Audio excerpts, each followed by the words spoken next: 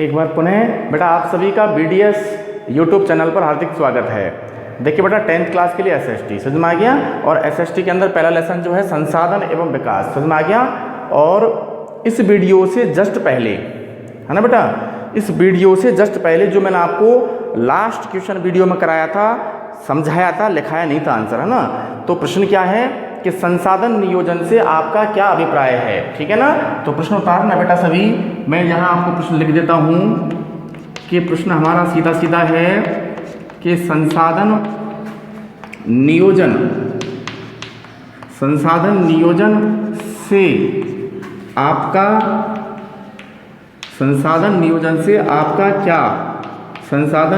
से आपका क्या अभिप्राय है, ये तो है बेटा हमारा प्रश्न, है ना। और इस प्रश्न के आंसर को शायद मैंने आपको, है ना, अपनी लैंग्वेज में समझा दिया था। प्रश्न उतार लीजिए बेटा कि संसाधन नियोजन से है जो बेटा आपका क्या अभिप्राय है, समझ में आ गया। उतार लीजिए, आंसर मैं क्लियर कर देता हूँ। देखिए बेटा आंसर भी इसका इजी है कि संसाधनों के समझ में आ गया विवेकपूर्ण उपयोग के लिए सर्वमान्य रणनीति, संसाधनों की याद रखना बेटा कैसे उपयोग, विवेकपूर्ण उपयोग, संसाधनों की विवेकपूर्ण उपयोग के लिए, संसाधनों के विवेकपूर्ण उपयोग के लिए याद रखना बेटा कैसी नीति को, सर्वमान्य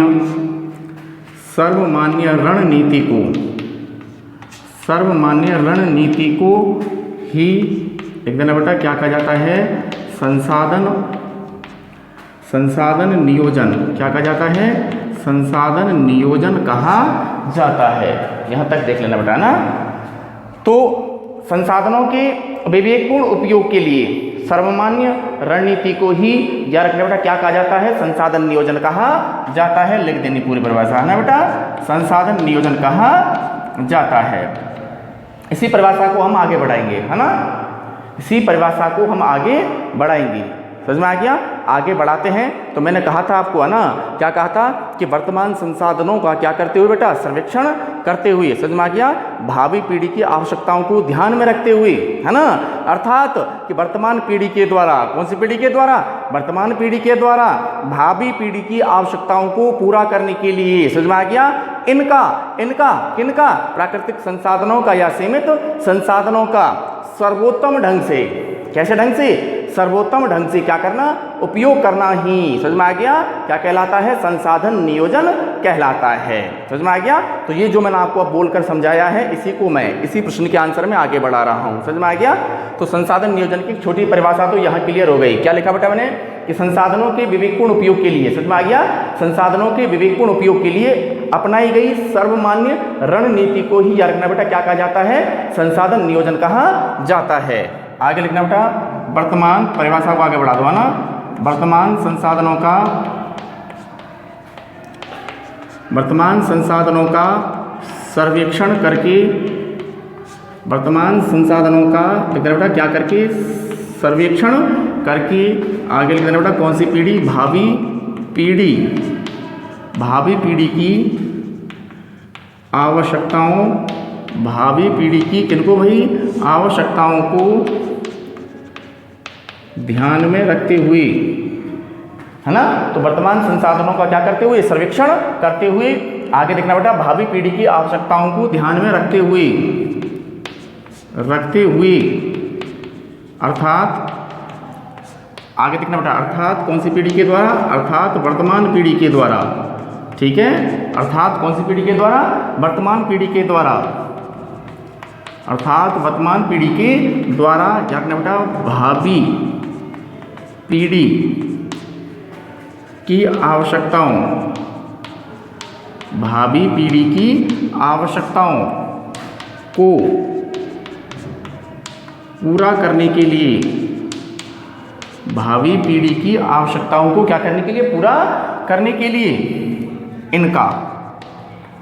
इनका याद रखना बेटा कैसे ढंग से, इनका सर्वोत्तम ढंग से, समझ में आ गया, इनका कैसे ढंग से, सर्वोत्तम ढंग से, समझ में आ गया, ऑब्लिक अब जोड़ सकते हो आप भी, है ना, इनका सर्वोत्तम ढंग से, इनका आगे लिख देना बेटा विवेकपूर्ण इनका सर्वोत्तम ढंग से, इनका विवेकपूर्ण ऑब्लिक इनका न्याय संगत, समझ में आ गया, इनका कौन सा संगत, न्याय संगत ऑब्लिक आगे बढ़ा दो तर्कपूर्ण, ठीक है, ऑब्लिक मितव्ययी या मितव्ययपूर्ण, मितव्ययपूर्ण, ठीक है, ऑब्लिक आगे निकाल दो बेटा कैसा रहित, विनाश रहित, ठीक है, सर्वोत्तम ढंग से, न्याय संगत, तर्क संगत, समझ में आ गया, आगे निकाल दो बेटा मितव्ययपूर्ण और विनाश रहित, क्या करना, उपयोग करना चाहिए, या कहूँ तो बेटा उपयोग करना ही, क्या करना ही, उपयोग करना ही, ठीक है, उपयोग करना ही, लिख दीजिए बेटा क्या कहलाता है, उपयोग करना ही, लास्ट में लिख देना बेटा क्या कहलाता है, संसाधन, संसाधन नियोजन कहलाता है, क्या कहलाता है बेटा, संसाधन नियोजन कहलाता है, ठीक है, यहाँ तक उतार लो बेटा, संसाधन नियोजन की परिभाषा हो गई बेटा ये, है ना। तो संसाधन नियोजन की परिभाषा क्या है, मैंने आपको यहाँ लिख दी है बेटा, है ना, चलते चलते है ना वीडियो के बीच में ही याद रखना बेटा, स्क्रीनशॉट ले लिया करो और फिर आराम से आंसर को देख लिया करो कि मैंने आपको क्या लिखा है, स्क्रीनशॉट ले लीजिए आप, है ना बेटा, ले लीजिए। इसके बाद आपको मैं बताऊंगा ना आगे कौन सा प्रश्न आपको अपन को लेके चलना है ना बेटा, तो स्क्रीनशॉट ले लिया होगा बेटा आपने, ठीक है। प्रश्न को दोबारा देख लेते हैं कि संसाधन नियोजन से आपका क्या अभिप्राय है, सीधा सीधा निकालेंगे बेटा, संसाधनों के विवेकपूर्ण उपयोग के लिए, समझ में आ गया, अपनाई गई सर्वमान्य रणनीति को ही रखना बेटा क्या कहा जाता है, संसाधन नियोजन कहा जाता है। अर्थात आगे निकालो बेटा, अर्थात कौन सी पीढ़ी के द्वारा, वर्तमान पीढ़ी के द्वारा, है ना, तो आगे निकालना बेटा वर्तमान संसाधनों का क्या करते हुए, सर्वेक्षण करते हुए, भावी पीढ़ी की आवश्यकताओं को क्या रखते हुए, ध्यान में रखते हुए, समझ में आ गया, तो वर्तमान संसाधनों का सर्वेक्षण करते हुए, आगे निकालो बेटा भावी पीढ़ी की आवश्यकताओं को क्या करते हुए बेटा, ध्यान में रखते हुए, या कहूँ तो आगे देखना बेटा, अर्थात क्या निकाला मैंने कि वर्तमान पीढ़ी के द्वारा, इस समय जो हम चल रहे हैं, समझ में आ गया, तो वर्तमान पीढ़ी के द्वारा याद रखना बेटा भावी पीढ़ी की, समझ में आ गया, आवश्यकताओं को क्या करने के लिए, पूरा करने के लिए, इनका मतलब संसाधनों का सर्वोत्तम ढंग से, है ना, कैसे ढंग से, सर्वोत्तम ढंग से, समझ में आ गया, या इनका विवेकपूर्ण, इनका न्यायपूर्ण, इनका तर्कसंगत, समझ में आ गया, और इनका विनाश रहित और इनका मितव्यय ढंग से क्या करना, उपयोग करना ही, लिख देना बेटा लास्ट में क्या कहलाता है, संसाधन नियोजन कहलाता है। बात समझ में आई कि नहीं आई, यहाँ तक उतार लीजिए बेटा, ठीक है। इसके जस्ट बाद जो मैं आपको प्रश्न कराने जा रहा हूँ वो प्रश्न है बेटा संसाधन संरक्षण से, मैं लिख देता हूँ आपको एक बार ना, प्रश्न ये है बेटा आपका कि संसाधन संरक्षण से आपका, संसाधन संरक्षण से आपका क्या, संसाधन संरक्षण से आपका क्या अभिप्राय है, एवं संसाधन संरक्षण की प्रमुख उपाय बताइए। ये है प्रश्न आपका। एक ही प्रश्न में दो प्रश्न छुपे हुए हैं। एक तो क्या कह रहा है बेटा कि संसाधन संरक्षण से आपका क्या अभिप्राय है, और साथ में साथ चलना गया जो सीमित संसाधन पाए जाते हैं, इन सीमित संसाधनों का हमें क्या निकालना है कि इनको कैसे जो है सुरक्षित किया जा सकता है, उसके लिए हमें क्या निकालने हैं, उपाय निकालने हैं। बात समझ में आ गई। तो देखिए बेटा सबसे पहले जो है अपन प्रश्न के अकॉर्डिंग सबसे पहले परिभाषा निकालेंगे बेटा संसाधन संरक्षण की, समझ में आ गया। तो प्राकृतिक संसाधनों का विवेकपूर्ण उपयोग करते हुए, लिख देना बेटा सबसे पहले परिभाषा बना दीजिए संसाधन संरक्षण की। क्या की परिभाषा निकालनी है, संसाधन संरक्षण की।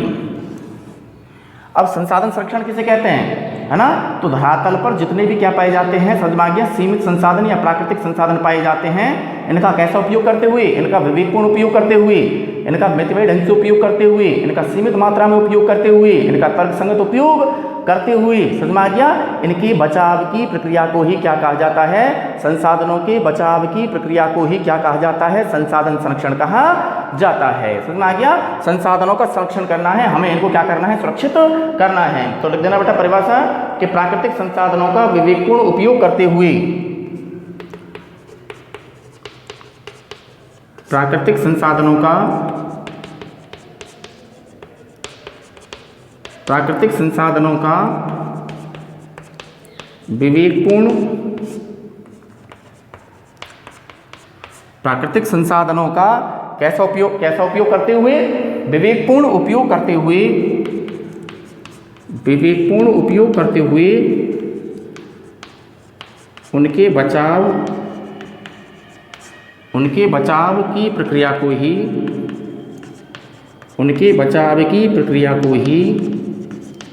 लिख देना बेटा आगे, ठीक है।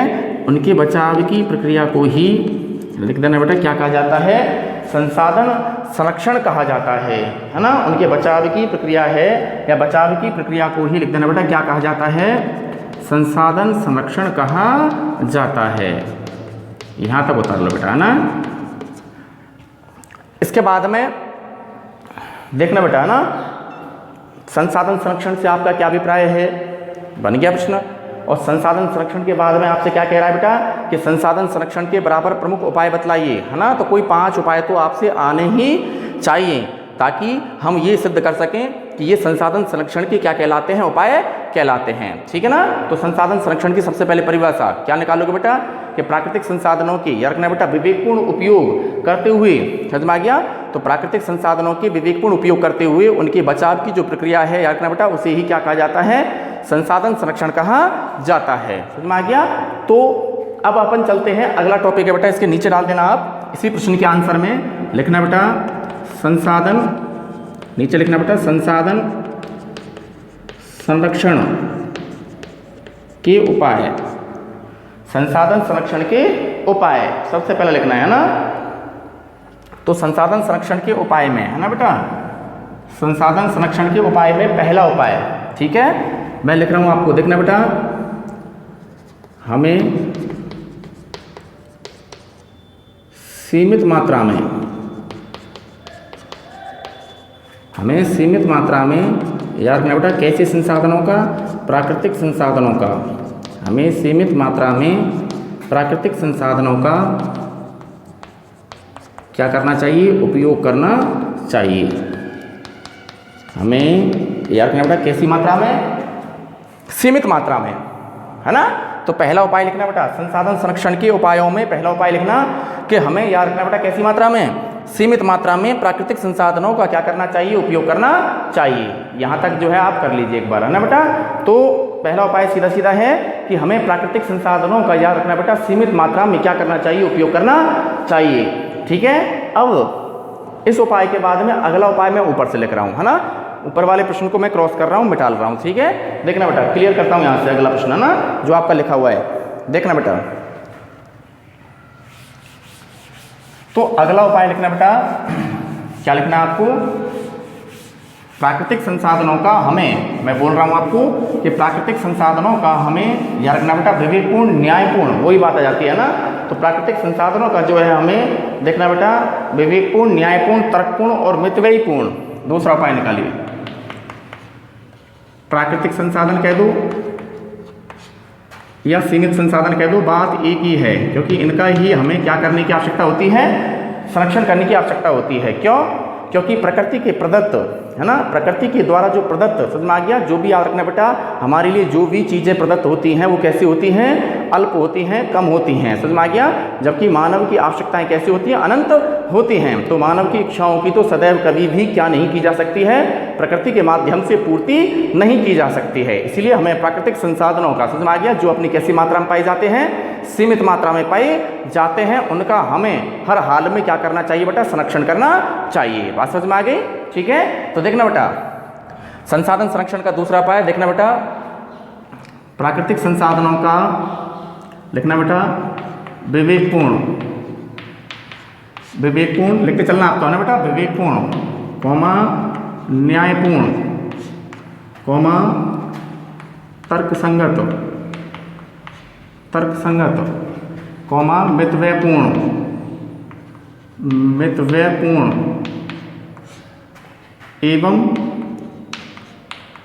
एवं विनाश रहित, एवं कैसा बेटा, एवं विनाश रहित, ठीक है। आगे इधर लिख दीजिए, एवं विनाश रहित, तथा आगे लिखना बेटा तथा पर्यावरण को नुकसान पहुंचाए बिना, पर्यावरण को नुकसान पहुंचाए बिना उपयोग करना चाहिए। उपयोग करना चाहिए। ये हो जाता है बेटा अगला आपका सेकंड उपाय, ठीक है ना, उतार लीजिए। तो प्राकृतिक संसाधनों का विवेकपूर्ण, न्यायपूर्ण, तर्कसंगत, मितव्ययपूर्ण, विनाश रहित, इसके अलावा पर्यावरण को नुकसान पहुंचाए बिना इनका हमें क्या करना चाहिए, उपयोग करना चाहिए, ठीक है ना। यहाँ तक उतार लिया। उसके बाद में अगला देखना बेटा तीसरा उपाय रखना बेटा सीमित संसाधनों का, कैसे संसाधनों का, सीमित संसाधनों का, सीमित संसाधनों का हमें अपनी आवश्यकता से अधिक मात्रा में, समझ में आ गया, हमें अपनी आवश्यकता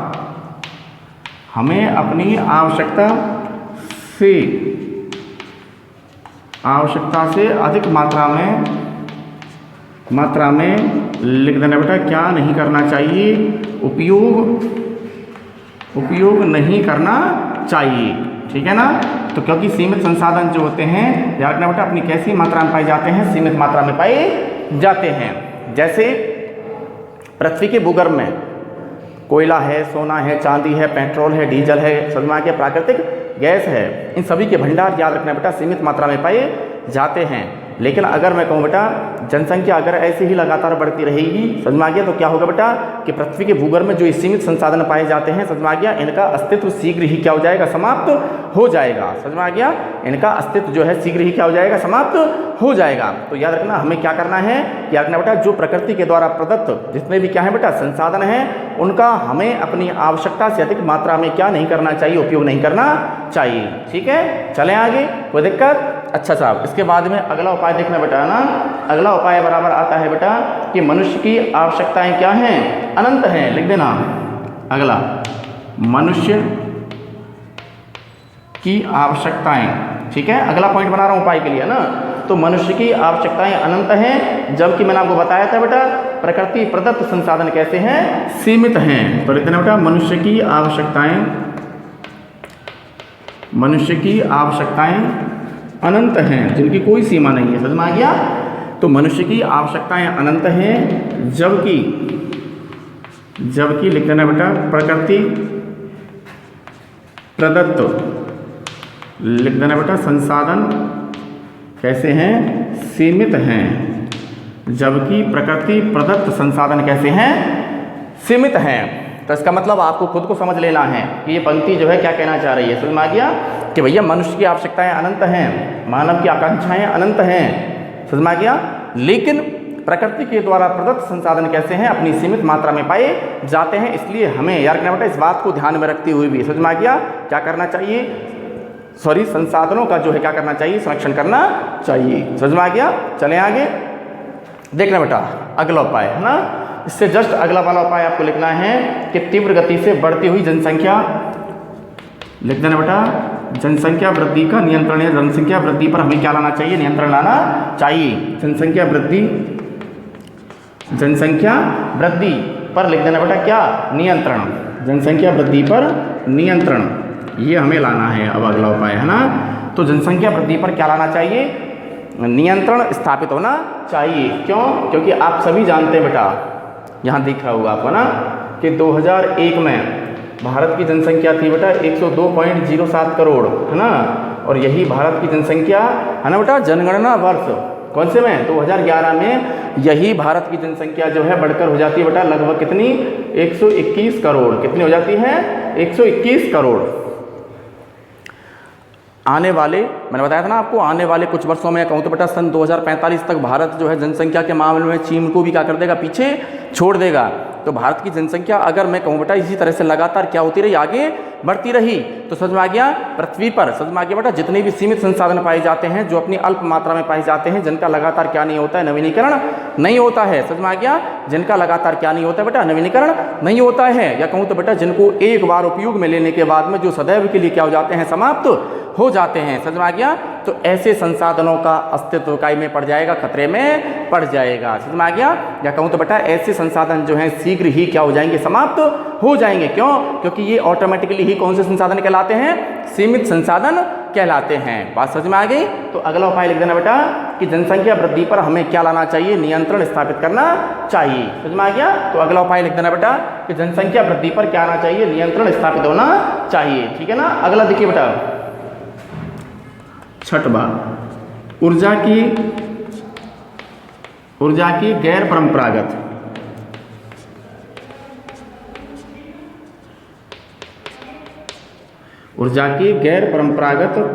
संसाधनों या कहूँ तो बेटा किनका, स्रोतों का, ऊर्जा की गैर परंपरागत संसाधनों या स्रोतों का लिख देना बेटा, क्या करना चाहिए, उपयोग करना चाहिए। ऊर्जा की गैर परंपरागत स्रोतों का क्या करना चाहिए, उपयोग करना चाहिए, है ना। तो इस वाले पॉइंट को समझ लेना बेटा, है ना। इस वाले पॉइंट का मतलब क्या है ना। तो इस वाले पॉइंट का मतलब ये है कि ऊर्जा की यार बेटा दो प्रकार के स्रोत होते हैं। एक तो होते हैं परंपरागत, कौन से होते हैं, परंपरागत, और एक होते हैं गैर परंपरागत। समझ में आ गया। परंपरागत का मतलब क्या होता है कि परंपरागत जिनका प्राचीन समय से ही क्या किया जा रहा है बेटा, उपयोग किया जा रहा है, ऊर्जा के परंपरागत स्रोत कहलाते हैं, है ना। ऊर्जा की गैर परंपरागत या अपरंपरागत कौन से होते हैं, जिनका कहें तो बेटा कुछ समय से ही, समझ में आ गया, क्या किया जाने लगा बेटा, उपयोग किया जाने लगा है, वो ऊर्जा के गैर परंपरागत या कहें तो बेटा अपरंपरागत स्रोत कहलाते हैं। बता दूं बेटा मैं आपकी सुविधा के लिए कि बोर्ड के एग्जाम में कई बार ये प्रश्न बनकर आया हुआ है 10th क्लास में कि ऊर्जा की परंपरागत एवं गैर परंपरागत स्रोतों में अंतर स्पष्ट कीजिए। ये प्रश्न कई बार आया हुआ है, समझ में आ गया। अंतर बिल्कुल इजी है, अगर आपने परंपरागत को समझ लिया तो गैर परंपरागत ऑटोमेटिकली बन जाएगा, समझ में आ गया। देखना सुनना मुझे, आप क्या कह रहा हूँ ना कि ऊर्जा के परंपरागत स्रोतों में सबसे पहली बात तो आप उदाहरण निकाल लो, बस, समझ में आ गया। उदाहरण का मतलब कौन कौन से यहाँ उदाहरण सम्मिलित किए जाते हैं। तो ऊर्जा की यार बेटा परंपरागत स्रोतों में मैं निकाल रहा हूँ, आपको निकालना बेटा कि ऊर्जा के परंपरागत स्रोतों में पृथ्वी के भूगर्भ में पाए जाने वाले, समझ में आ गया, सीमित संसाधनों या सीमित खनिज पदार्थों को जो है सम्मिलित किया जाता है। कोयला है, लोहा है, मैग्नीज है, अब्रक है, टंगस्टन है, बॉक्साइट है, समझ में आ गया, अब्रक है, इसके अलावा पेट्रोल है, डीजल है, प्राकृतिक गैस है, समझ में आ गया। तो ये खनिज जो है अपनी सीमित मात्रा में पाए जाते हैं, ठीक है। दूसरा निकालना बेटा कि ये अपनी सीमित मात्रा में पाए जाते हैं। तीसरा निकालना बेटा आगे बात जो निकाल रहे हैं अपन के लिए परंपरागत ऊर्जा के स्रोतों के लिए, ठीक है ना। तो अगली बात क्या निकाली मैंने बेटा आपको कि यार ना इनको हम अगर एक बार क्या कर लेते हैं, उपयोग में ले लेते हैं, तो ये सदैव के लिए क्या हो जाते हैं, समाप्त हो जाते हैं, समझ में आ गया। इनका लगातार कोई क्या नहीं होता है, नवीनीकरण नहीं होता है, बात समझ में आ गई। आगे निकालें तो इनका उपयोग करने के बाद में याद रखना बेटा क्या उत्पन्न होता है, ये मोस्ट है, समझ आ गया। तो इनका उपयोग करने के बाद में याद रखना बेटा प्रदूषण उत्पन्न होता है, समझ में आ गया। और ये ऊर्जा के ऐसे स्रोत होते हैं, समझ में आ गया, कौन से, परंपरागत ऊर्जा के स्रोत, समझ में आ गया, जिन पर तीव्र गति से बढ़ती हुई जनसंख्या का दबाव जो है सर्वाधिक पड़ता है। बात क्लियर। इन्हीं का उल्टा कर लो आप, समझ में आ गया। तो ऊर्जा के गैर परंपरागत स्रोत कौन से होते हैं, जिनमें सौर ऊर्जा, पवन ऊर्जा, भूतापीय ऊर्जा, ज्वारीय ऊर्जा और बायोगैस ऊर्जा को सम्मिलित किया जाता है, जिनका चाहे हम कितना भी क्या करें, उपयोग करें, लेकिन आने वाले भविष्य में ये कभी भी क्या होने वाले नहीं है, समाप्त होने वाले नहीं हैं, समझ में आ गया। इनका लगातार क्या होता रहता है बेटा, नवीनीकरण होता रहता है, समझ में आ गया। इसके अलावा मैं बात करूँ बेटा इनका उपयोग करने के बाद में क्या उत्पन्न नहीं होता है, प्रदूषण उत्पन्न नहीं होता है, ये अपनी असीमित मात्रा में पाए जाते हैं और इन पर तीव्र गति से बढ़ती हुई जनसंख्या का भी कोई दबाव नहीं पड़ता है। क्लियर। तो मैंने चलते चलते आपको एक प्रश्न और बना दिया कि ऊर्जा के परंपरागत और गैर परंपरागत स्रोतों में क्या कीजिए, अंतर स्पष्ट कीजिए, समझ में आ गया। आप चाहें तो, है ना, ये प्रश्न बना करके इस प्रश्न का आंसर जो मैंने आपको जिस ढंग से मैंने आपको समझाया है उसी ढंग से, है ना, दो कॉलम बना करके, है ना, या बीच में एक लाइन खींच करके एक तरफ परंपरागत और एक तरफ गैर परंपरागत, और गैर परंपरागत को ही क्या कहा जाता है, अपरंपरागत ऊर्जा के स्रोत कहा जाता है। कम से कम 6-6, 7-7 दोनों के मध्य में हमें क्या निकाल देने हैं, अंतर निकाल देने हैं, समझ में आ गया। तो यहाँ संसाधनों के संरक्षण में अगला उपाय हमारा क्या है बेटा कि ऊर्जा के गैर परंपरागत स्रोतों का हमें क्या करना चाहिए, उपयोग करना चाहिए, समझ में आ गया। गैर परंपरागत का मतलब समझ में आ गया ना, वो क्या निकालोगे कि ऊर्जा की सौर ऊर्जा, समझ में आ गया, पवन ऊर्जा, भूतापीय ऊर्जा, ज्वारीय ऊर्जा और बायोगैस ऊर्जा जैसे स्रोतों का हमें लगातार क्या करना चाहिए, उपयोग करना चाहिए। बोलो बात समझ में आई कि नहीं आई, ठीक है ना। अगला निकालो बेटा वैकल्पिक, अगला निकालो बेटा उपाय, मैं समझा मैं दूंगा, है ना। तो वैकल्पिक अगला लिख देना बेटा, वैकल्पिक संसाधनों की खोज, वैकल्पिक संसाधनों की खोज, वैकल्पिक संसाधनों की हमें क्या करनी चाहिए बेटा, खोज करनी चाहिए। कैसे, तो ध्यान देखना बेटा कि वैकल्प का मतलब कोई भी खनिज ऐसा जो अपनी सीमित मात्रा में पाया जाता है, समझ में आ गया, उसका स्थान हमें ढूंढना चाहिए, उसका विकल्प हमें ढूंढना चाहिए, समझ में आ गया।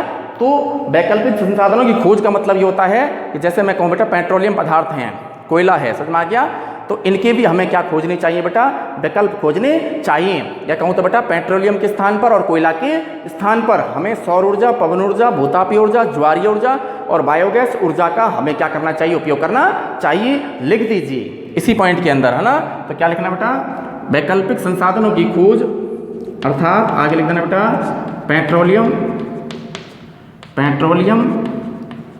ठीक है, पेट्रोलियम व कोयला के स्थान पर, पेट्रोलियम व काय के स्थान पर, कोयला के स्थान पर, पेट्रोलियम व कोयला के स्थान पर सौर ऊर्जा, पवन ऊर्जा, भूतापीय ऊर्जा, ठीक है, आगे निकालो बेटा बायोगैस ऊर्जा, ठीक है, बायोगैस ऊर्जा, और आगे लिखना बेटा कौन सी ऊर्जा, ज्वारीय ऊर्जा, ठीक है, ज्वारीय ऊर्जा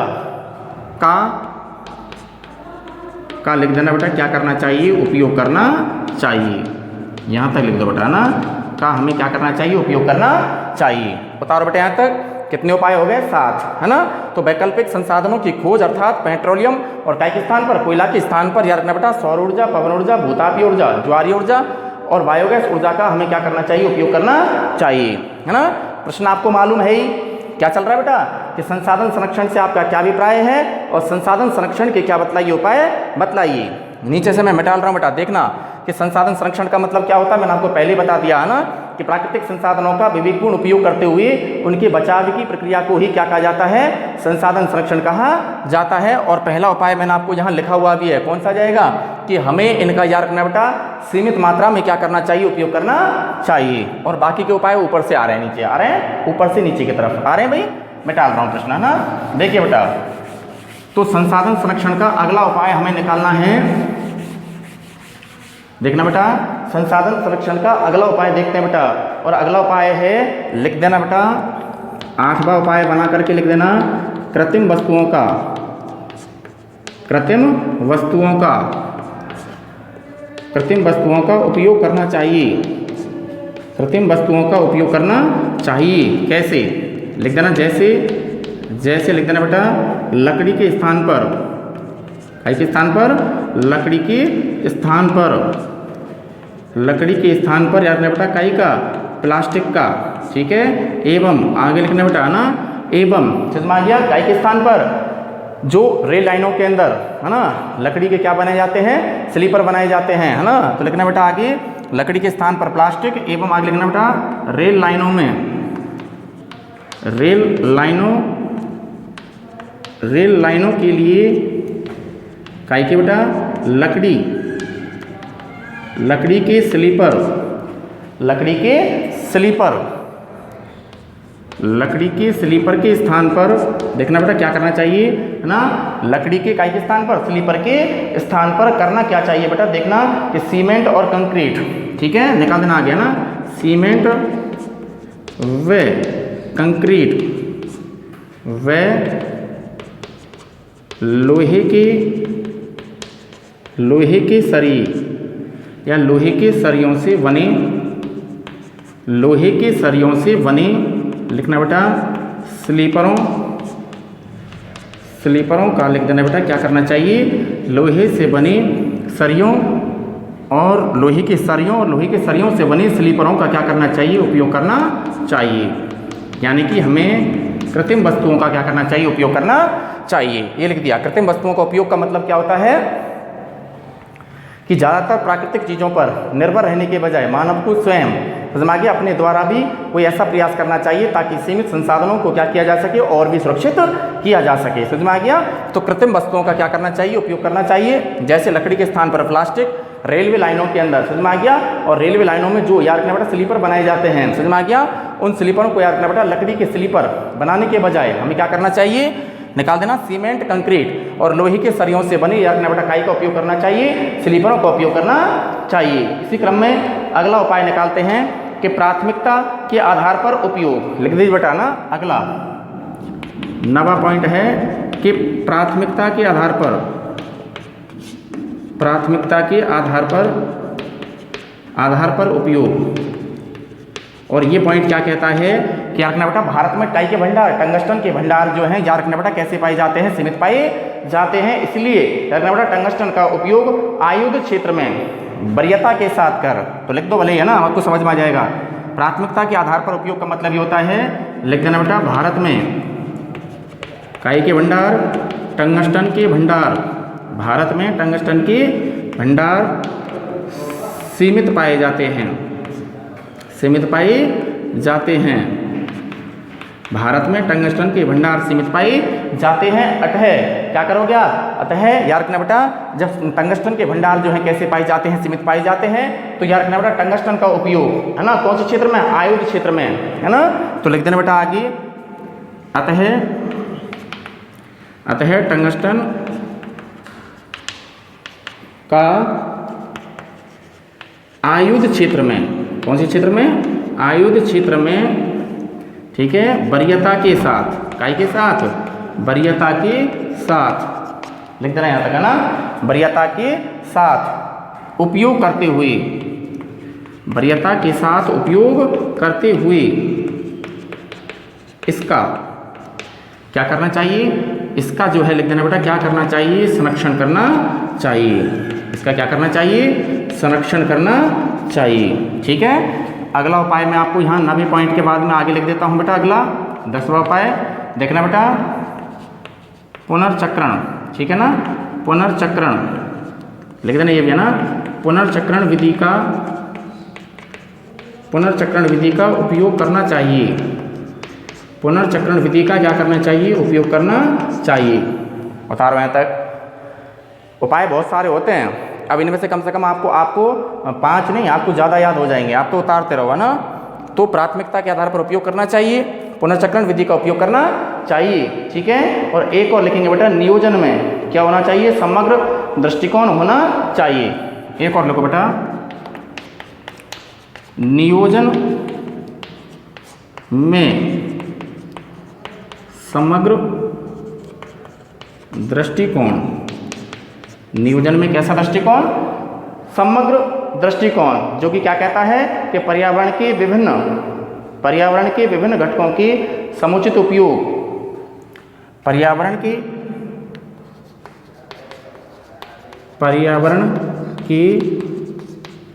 विभिन्न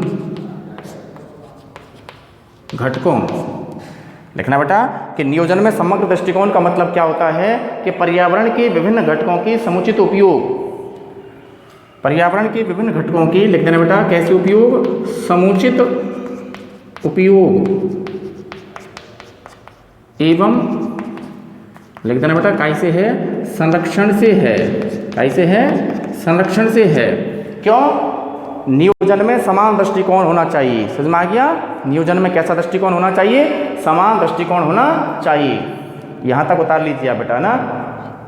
थोड़ा सा मैं आपको बता रहा था कि नियोजन में समग्र दृष्टिकोण होना चाहिए, नियोजन में समान दृष्टिकोण होना चाहिए, समझ में आ गया। सभी अवयवों को हमें समान दृष्टि से देखना चाहिए। अगर किसी भी एक अवयव की क्या जाती है, कमी आ जाती है, क्षति हो जाती है, तो पर्यावरण जो है या प्राकृतिक संतुलन जो है कैसा हो सकता है बेटा, असंतुलन में जा सकता है। बात समझ में आ गई। इसलिए हमें संसाधनों का क्या करना चाहिए, संरक्षण करना चाहिए। तो लिख देना बेटा लास्ट की बात, और इसके अंदर किसी भी अवयव की कमी या क्षरण से, लिख देना, यहाँ एक लाइन और लिख रहा हूँ ना, किसी भी अवयव की कमी से, किसी भी अवयव की कमी से, लिख देना संपूर्ण पर्यावरण का संतुलन, किसी भी अवयव की कमी से संपूर्ण पर्यावरण का संतुलन, संपूर्ण पर्यावरण का संतुलन, लिख देना बेटा क्या हो सकता है, बिगड़ सकता है। क्या हो सकता है बेटा, बिगड़ सकता है। उतार लो बेटा यहाँ पर, स्क्रीनशॉट ले लीजिए, प्रश्न बहुत लंबा चला है ना, इसलिए स्क्रीनशॉट ले लेना बेटा, है ना। यहाँ तक जो है एक बार स्क्रीनशॉट ले लीजिए। प्राथमिकता के आधार पर उपयोग का मतलब, टंगस्टन के भंडार सीमित पाए जाते हैं, इसलिए टंगस्टन का उपयोग केवल आयुध का मतलब युद्ध के क्षेत्र में ही करते हुए इसको हमें क्या देनी चाहिए, वरीयता देनी चाहिए, और टंगस्टन का हमें क्या करना चाहिए, संरक्षण करना चाहिए। पुनर्चक्रण विधि का मतलब आपने पढ़ ही लिया कि लोहा, सोना, चांदी आदि कई धातुएं ऐसी होती हैं जिनको पिघला करके जिनका पुनः उपयोग किया जा सकता है। ये पढ़ा था आपने कई में, पुनः चक्रीय संसाधन में। बोलो पढ़ा कि नहीं पढ़ा? तो पुनः चक्रीय संसाधन कौन से होते हैं? जिन धातुओं को बार बार यानी कि पिघला करके विभिन्न रूपों में, समझ में आ गया? या कहूँ तो बेटा जिन संसाधनों का बार बार क्या किया जा सकता है, उपयोग किया जा सकता है। लिख देना बेटा। हाँ, इसी को कहते हैं पुनर्चक्रण विधि या इन्हीं को कहते हैं पुनः चक्रीय संसाधन। नियोजन में समग्र दृष्टिकोण होना चाहिए। पर्यावरण नियोजन का समग्र दृष्टिकोण क्या कहता है कि पर्यावरण के विभिन्न जो अवयव हैं, याद रखना बेटा, इन अवयवों के समुचित उपयोग और कैसे है? संरक्षण से है। क्यों? पर्यावरण के अगर किसी भी एक अवयव की क्या आ जाती है, कमी आ जाती है, या कहूँ तो बेटा उसका क्या हो जाता है, क्षरण हो जाता है, तो पर्यावरण का संतुलन जो है बिगड़ भी सकता है। समझ में आ गया? ये जो है बेटा आप निकाल देना, संसाधन संरक्षण के लिए हमारे क्या बन जाते हैं, उपाय बन जाते हैं। ठीक है, यहाँ तक उतार लेना। इसके बाद ठीक है, आपकी 10th क्लास की एसएस की जो सब्जेक्ट है इसको आगे बढ़ाते हुए अगला वीडियो फिर लेकर आएंगे आपके लिए। ठीक है बेटा, नोट जरूर करते रहना। फील्ड में आकर के देखेंगे हम कि बाकी आप ऑनलाइन जो आपको पढ़ाया जा रहा है उसको आप घर पर उतार रहे हैं या नहीं उतार रहे हैं। ठीक है बेटा, टेक केयर बेटा।